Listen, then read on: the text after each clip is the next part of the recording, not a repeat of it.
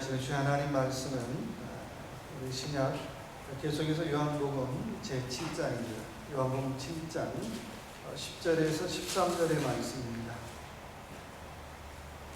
요한복음 7장 10절에서 13절의 말씀 주보에 있습니다.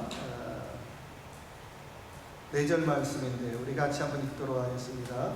그 형제들이 명절에 올라간 후에 자기도 올라가시되 나타내지 않고 은밀히 가시니라.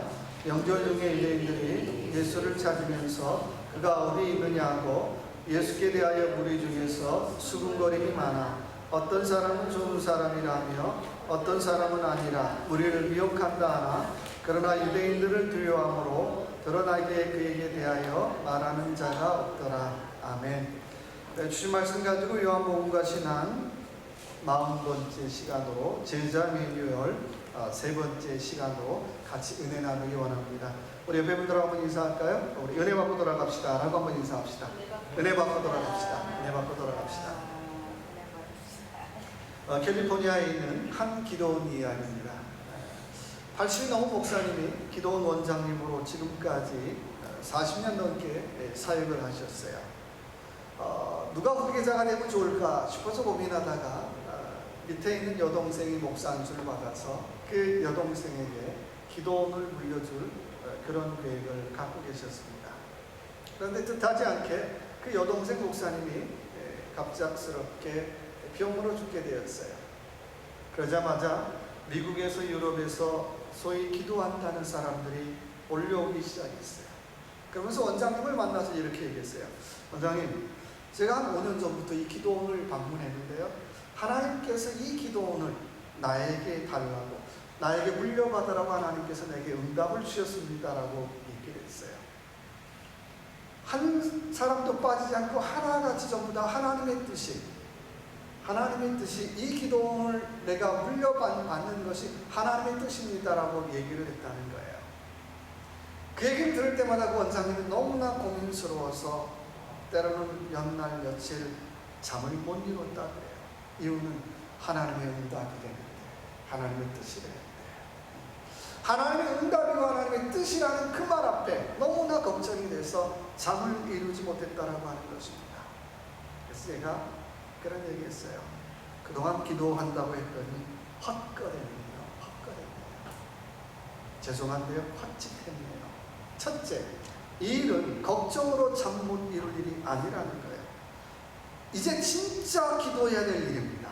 두 번째는 무엇이 하나님의 응답인가 고민하지 말라는 거예요.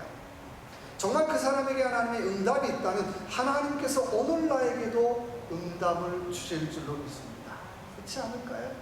왜 그 사람에게 하나님의 응답인데 왜 나에게는 불안함이냐는 거예요. 왜 그 사람에게 하나님의 응답이라고 하는데 왜 나는 잠 못 이루는 밤을 보내고 있느냐는 거예요. 말이 안 되잖아요. 셋째, 하나님의 응답은 그렇게 불안한 중에 오지 않는다라고 하는 거예요. 그러니까 저와 여러분이 하는 어떤 선택이든지 내가 불안한 중에 정말 초조한 중에 염려 중에 걱정 중에 하는 선택은 죄송한데요 100% 다 마귀의 역사라는 거예요. 하나님의 응답 아니에요. 아무리 하나님의 응답을 팔아도 하나님의 응답이 아니더라고 하는 것입니다. 그러니까 저와 여러분이 어떤 결정을 하든지 간에 하나님이 주시는 평안함 중에 하시길 주님의 이름으로 축원합니다. 내가 하나님께서 내게 주신 그 평안함 중에 내가 선택했다면 그 결정이 나에게 이익이 돼도 오케이, 또 나에게 손해가 돼도 오케이, 받아들일 수 있더라고 하는 거예요. 만약에 내가 불안함 중에 결정했는데 그 결정이 나에게 이익이 되면 이거 하나님 뜻인데 잘못되면 이거 하나님 뜻 아니야, 이렇게 바뀌더라고 하는 거예요. 평생 40년 평생을 기도한다고 했는데 정작 필요할 때는, 정작 중요할 때는 하나님의 뜻에 대한 확신이 없더라고 하는 것입니다. 이게 오늘을 살아가는 기독교인들의 현실이라고 하는 것입니다. 오늘 저와 여러분이 본문 말씀은 4절짜리 짧은 본문이에요. 우리 잘 아는 것처럼 추수감사절 명절에 예수님께서 올라가셨다라고 하는 짧은 본문의 내용이죠. 그런데 그 내용을 한번 봅시다. 10절에 보니까요, 은밀히 가셨다. 12절에 보니까 어떤 사람은 좋은 사람이라며 어떤 사람은 아니라 우리를 미혹한다 하나 13절의 말씀에 드러나게 그에게 대하여 말하는 자가 없더라라고 말씀하고 있어요. 이 4절의 말씀을 가만히 읽다 보면 예수님에 대한 긍정적인 얘기가 별로 없는 것 같아요. 예수님에 대한 좋은 얘기가 별로 없는 것 같아요. 그렇잖아요. 도대체 뭐가 문제일까요? 무엇이 문제일까요? 가만히 보니까 사람들에게 영적인 확신이 없는 게 문제라고 하는 거예요. 제자들에게 영적인 확신이 없는 게 대해 문제라고 하는 것입니다. 저마다 얘기하는데 좋은 사람일 수도 있고 아닐 수도 있고 뭐 그렇지 뭐 누가 우리 교회 얘기하면 뭐 좋을 수도 있고 안 좋을 수도 있고 뭐 그렇지 뭐 확신이 없다는 거예요. 16세기 철학자 르네 데카르트는 이런 얘기를 했어요. 나는 생각한다 고로 나는 존재한다라고 하는 위대한 얘기를 했죠. 이 말을 오늘 우리가 이렇게 바꾸면 어떨까 싶어요. 나는 믿는다 고로 나는 존재한다. 누가 저와 여러분의 존재 이유에 대해서 물어본다면 왜 삽니까? 왜 존재합니까? 왜 사냐고 물은다면 나는 하나님을 믿기 때문에 나는 삽니다. 나는 하나님을 믿기 때문에 존재합니다라고 당당하게 고백할 수 있는 저와 여러분 되시길 주님의 이름으로 축원합니다. 이게 확신이잖아요. 자, 그 다음 구체적으로 무엇이 영적인 확신일까요? 자, 첫째 한번 따라합시다. 맹신은 확신이 아닙니다. 맹신이 뭐예요? 덮어놓고 무조건 미션입니다. 저희 어머니가 한국의 유명한 부흥 강사들은 다 따라다니면서 부흥 집회를 다녔어요. 또 강다리 목사님, 이천성 목사님, 하여튼 제가 뭐 현신의 원장님 안 따라다니는 분위기가 없어요. 안수하면 어머니가 막 새치기도 하면서 우리 아들 좀 안수받고 그랬어요. 근데 그 부흥회를 다니면서 제일 많이 들었던 말이 뭡니까? 믿습니까? 안 믿어지는데 무조건 믿으려는 거예요. 무조건 믿으려는 거예요. 무조건 믿습니다라고 하면 믿음이 생긴다라고 하는 거예요. 여러분, 내가 덮어놓고 무조건 믿습니다라고 해서 믿음이 생기던가요? 물론 믿음은 고백이라는 차원에서 본다면 어쩌면 일리가 있는 말이죠. 그러나 무조건 믿습니다라고 말한다고 해서 믿음이 생기지는 않더라고 하는 거예요. 내가 덮어놓고 믿습니다라고 말한다고 해서 확신이 생기지는 않더라고 하는 거예요. 맹신은 믿음이 아니라고 하는 거예요. 여러분, 맹신이 뭘까? 이렇게 비유하면 어떨까 싶어요. 우리가 여기는 뭐 맛있는 한국 음식점이 없는데 만약에 한국에 가서 유명한 설렁탕집에 한번 들어간다고 생각해 보세요. 설렁탕 하면 좋은 그 육수에 고기에 생선이 있잖아요. 그래서 야, 시원할 거야. 그리고 그 설렁탕 집에 들어가 설렁탕을 시켰는데요.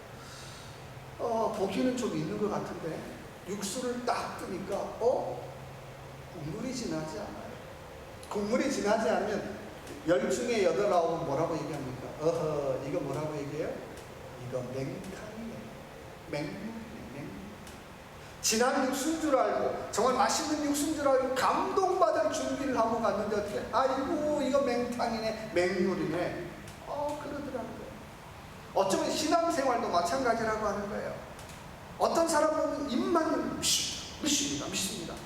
이런 말을 너무 잘하는 거예요. 그래서 야, 그 사람 믿음이 정말 대단한 것 같아. 그 사람 믿음이 좋은 것 같아. 그렇게 착각을 하고 어떻게 해요? 가까이 하면 할수록 어떻게 해요? 그 사람에게서 믿음의 향내가 나오는 것이 아니라 점점점 어떻게 해요? 뭐요? 아이고 맹탕. 저 목사 참 진국인 줄 알았는데 뭐라고요? 아이고 맹탕 목사네. 저 장로 참 진국 목사인 줄 알았는데 진국 장로인 줄 알았는데 아이고 맹탕 장로네. 저 권사 진짜 진국인 줄 알았는데 에이 맹탕 권사네. 맹탕이라는 거예요. 마태복음 5장 13절의 말씀에 주님이 이렇게 말씀하십니다. 너희는 세상에 어떻게 해요? 소금이니 소금이 만일 그 맛을 잃으면 무엇으로 짜게 하리요? 라고 말씀하고 있어요. 주님께서 저와 여러분에게 하시는 말씀은 너희는 세상의 맹탕 그리스도인이 아니라는 거예요. 너희는 세상의 맹물 그리스도인이 아니라고 하는 거예요. 너희는 세상에 어떻게 해요? 짬만 내는 그리스도인이라고 주님께서 말씀하고 있습니다. 여러분, 오늘 저와 여러분 짬만 나는 그리스도인인가요? 나는 과연 짬만 나는 목사인가? 나는 과연 짬만 나는 장로일까? 나는 과연 짠맛 나는 권사일까?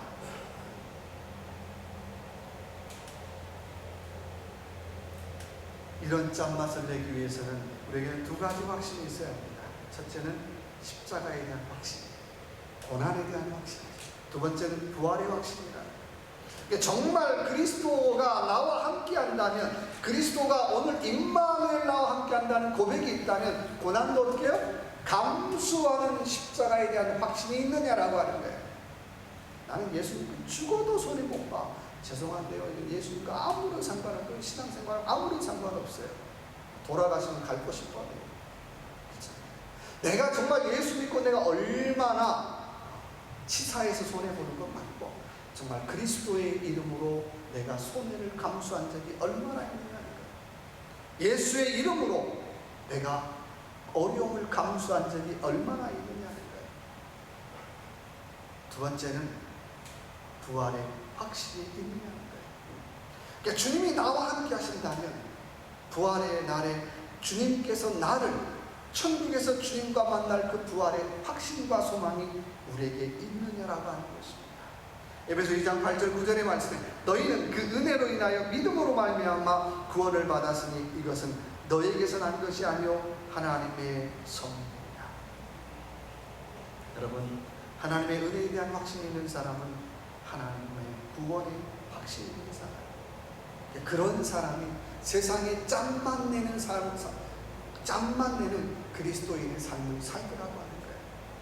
내 스스로 보기에 나 정도는 괜찮아. 여러분, 괜찮지 않아요. 우리는 다 착각 속에 살아요. 근데 과연 내 주변 사람들이 나를 보고 오, 짬만 나는 그리스도인인걸? 오, 짠내 나는 그리스도인인걸? 그렇게 얘기하느냐는 거예요. 아니면 아유, 쟤는 맹탕이야, 맹탕. 말로만 믿는다고 하고 말로만 믿습니다 그러지 맹탕이야. 나는 과연 어느 쪽인가요? 두 번째는 한번 따라해봅시다. 핏줄이 확신은 아닙니다. 뭐가요? 핏줄이 확신이 아니라는 거예요. 혈연 관계가 확신이 아니라는 거예요. 오늘 5절의 말씀 또 10절의 말씀 이런 얘기입니다. 이는 그 형제들까지도 예수를 믿지 아니함이러라. 10절의 말씀 보니까 그 형제들이 명절에 올라간 후 자기도 올라가시되 나타내지 않고 은밀히 가시니라. 자, 5절 10절에 반복해서 나오는데 누구도 믿지 않았어요? 예수님의 형제들도 예수를 믿지 않았어요. 물론 나중에 예수 믿기는 하죠. 그러나 지금 당장은 예수 믿지 않아요. 에이, 뭐 나랑 똑같은데, 우리 큰형님인데, 뭐 우리 오빠인데, 뭐. 아니, 세상적인 시각으로 본다면, 아니 예수님 형제라면 더 믿음이 좋고 더 어떻게 해요? 더 정말 예수님 닮아서 더 믿음이 좋고 정말 신앙생활 잘할 것 같은데 그 형제들이 어떻게 해요? 에이, 나는 안 믿어. 믿지 않더라고 하는 거예요. 여러분, 핏줄이 신앙을 보장하지 못해요. 핏줄이 믿음을 보장하지 못해요. 핏줄이 확신을 보장하지 않더라고 하는 것입니다. 여러분, 자리가 믿음을 보장하지 않더라고 하는 거예요. 목사니까 믿음이 있겠지, 천만의 말씀이에요. 아무도 보장하지 않아요. 해년마다 미국에서 목회자 자녀 컨퍼런스가 열립니다. 코로나로 작년에 아마 잠깐 중단되기도 했던 것 같아요. 이 목회자 자녀 컨퍼런스에서 목회자 자녀들에게 물어봤어요. 지금까지 살면서 목회자 자녀로서 어떤 말이 제일 듣기 힘든 말인가? 라고 하는 질문을 던졌습니다. 그럼 어떤 말이 제일 힘든 말일까요? 넘버원이 뭐냐면, 야, 네 아버지가 목사님이니까 너는 믿음 좋겠다, 야. 네 아버지가 목사님이니까 너는 믿음 좋겠다. 두 번째는, 야, 너는 맨날 교회에서 사니까 너는 뭐요? 너는 믿음 좋겠다, 야. 이렇게 1등, 2등을 차지했어. 많은 사람들이, 많은 성도들이 목회자 자녀를 볼 때마다, 야, 너는 아빠가 목사니까 너 믿음 좋겠다, 야. 너는 맨날 교회에서 살잖아. 너 믿음 좋겠다, 야. 이게 그 말에 어떻게 해요? 믿음 좋지 않은데 믿음 좋은 척 그렇게 살아가는 것이 제일 힘들었다라고 고백을 하고 있더라고 하는 것입니다. 여러분, 교회에서 사는 걸로 따진다면 목회자 자녀들, 뭐 장로님 자녀들 아마 가장 교회에서 오래 생활을 할 것 같아요. 그러나 내가 교회에서 오래 살았다라고 해서 믿음이 좋아지지 않다라고 하는 거예요. 교회에서 오래 살았다라고 확신이 생기지 않더라고 하는 것입니다. 여러분, 목회자 자녀라고 해서 믿음이 좋아질까요? 요즘 목회자들의 고민이 뭔지 아세요? 저도 똑같아요. 죄송한데요, 우리 자녀들이 믿음이 좋을까 나쁠까 그 고민 안 해요. 죄송한데요. 그보다 더 큰 고민이 있다면, 야, 혹시라도 우리 자녀들이 교회를 떠날까? 교회를 떠나면 안 되는데 떠날까 안 떠날까 고민하고 있더라는 거예요. 믿음은 그 다음 문제예요. 야, 제발 좀 교회만이라도 나와라. 교회만이라도 다니면 그것만 땡큐야. 믿음 좋고 안 좋고는 어떻게 해요? 그 다음 문제라고 하는 거예요. 얼마나 슬퍼요. 올해 라이브웨이 리서치 조사 결과를 보니까 코로나 팬데믹 시대를 거치면서 매년 750만 명의 크리스찬들이 교회를 떠나고 있다는 거예요. 이번 주에도 15만 명이 교회를 떠나는 거예요. 이번 주에 매주 15만 명이 떠나는 거예요. 매주 15만 명이 교회를 떠나는 현실 속에서 목회자의 고민, 목회자인 아빠의 고민, 우리 자녀가 믿음이 좋았으면 좋겠는데 이게 돼야 되는데 이게 아니라 제발 교회는 안 떠났으면 좋겠다. 힘들어도 교회 나왔으면 좋겠다. 어려워도 교회 다녔으면 좋겠다. 그게 목회자의 고민이라고 하는 것입니다. 참 그걸 보면 목회자 자녀라고 해서 믿음이 저절로 생기지 않아요. 그러니까 우리 집안이 몇 대째 믿는 집안입니다, 이런 얘기 할 필요 없다라고 하는 거예요. 우리 집안이 몇 대째 믿는 집안인데 그것이 나의 믿음을, 나의 구원을, 나의 확신을 보장해 주지 않더라고 하는 것입니다. 열왕기상 2장에 보니까 다윗이 죽기 전에 그의 아들 솔로몬을 불러서 유언을 남기죠. 만약에 제 입장이라면 나라면 뭐라고 유언 남겼을까? 또 여러분이라면 어떤 유언 남겼을 것 같아요? 열왕기상 2장에 보니까 정말 잘 살았던 다윗이 그의 아들 솔로몬을 불러서 이렇게 유언을 남깁니다. 내 하나님 여호와의 명령을 지켜 그 길로 행하면 내가 무엇을 하든지 어디로 가든지 형통하리라. 뭐라고 유언 남겨요? 야, 나 잘 살았다, 너도 잘 살아야 돼. 나도 참 재물도 많은데 너도 잘 살아야 돼. 그런 얘기 남기지 않아요. 아들을 불러가지고 첫 번째로 남긴 유언은 내 하나님의 명령을 지켜 행하면 네 하는 일이 어떻게 해요? 형통하고 네가 어디로 가든지 형통하리라는 얘기를 하고 있어요. 여러분, 솔로몬이 하나님 안 믿는 사람입니다. 좀 엮기도 세기도 했지만 아버지 다윗 잘 믿었어요. 그 아들 솔로몬 그래도 괜찮게 믿었잖아요. 하나님 모르지 않아요. 그런데요, 그 아버지가 자식에게, 다 큰 자식에게 남긴 유언이 뭐예요? 야, 너 나이값 해야지 이제. 너 알고 있지? 그러지 않아요.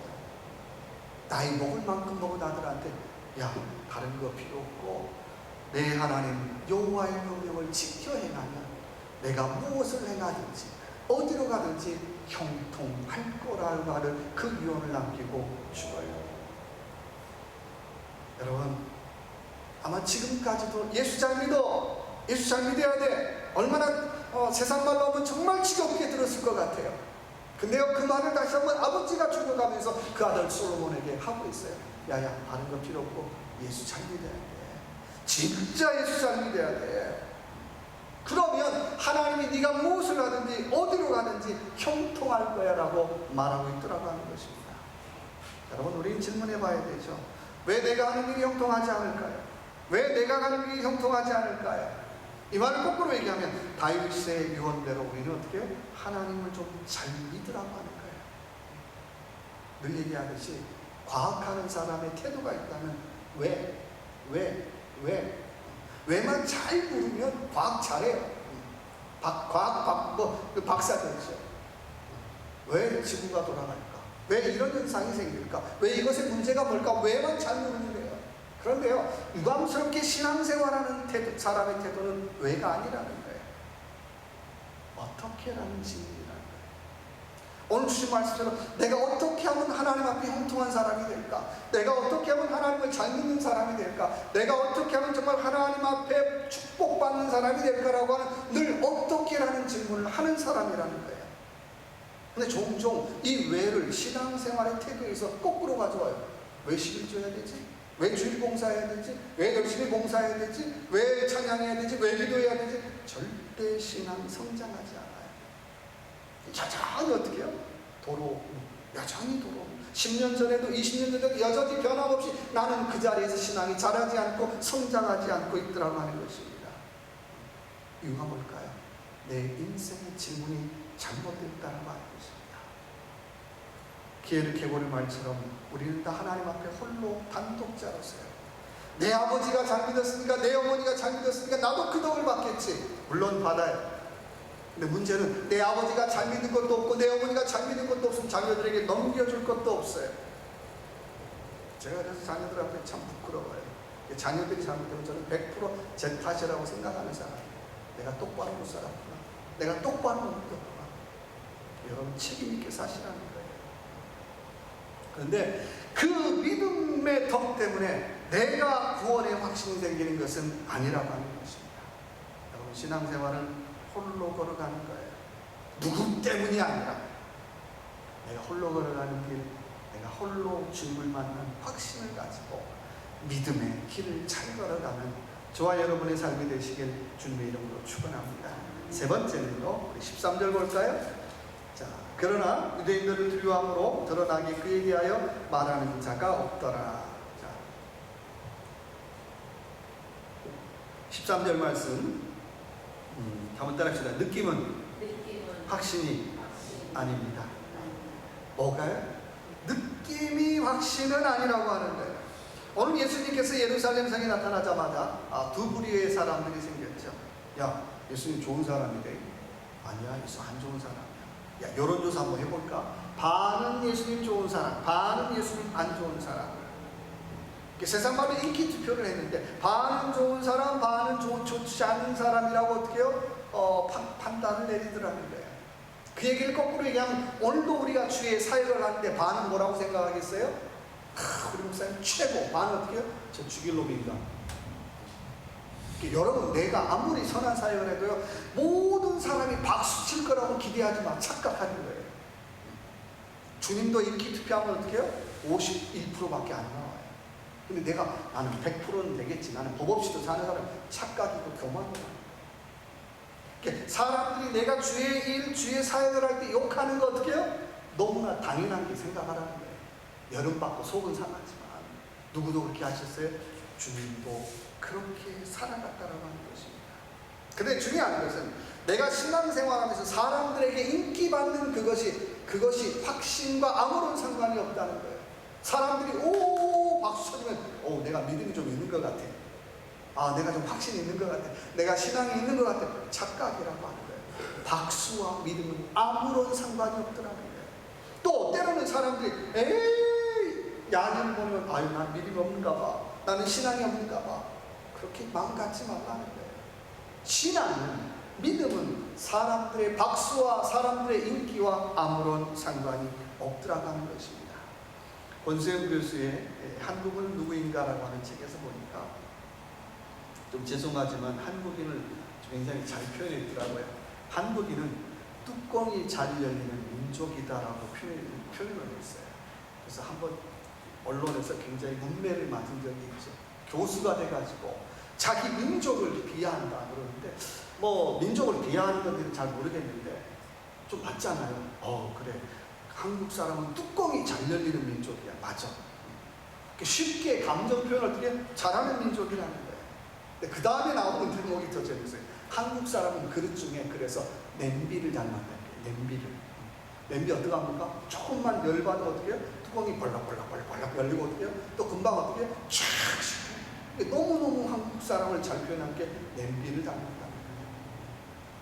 그런데 신앙생활도 이렇게 하더라고 하는 거예요.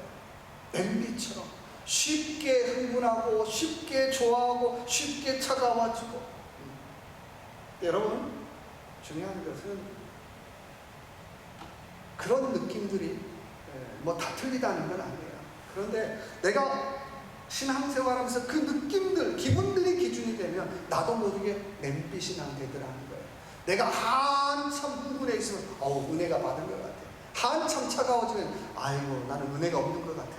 그렇게 착각하더라고 하는 것입니다. 신앙생활을 기분 따라 믿지 말라는 거예요.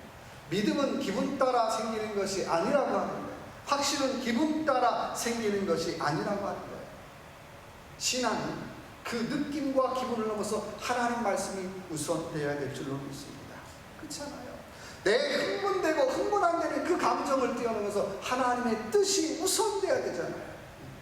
나는 기분 나쁠 수 있어요. 근데 정말 하나님의 뜻이 뭘까?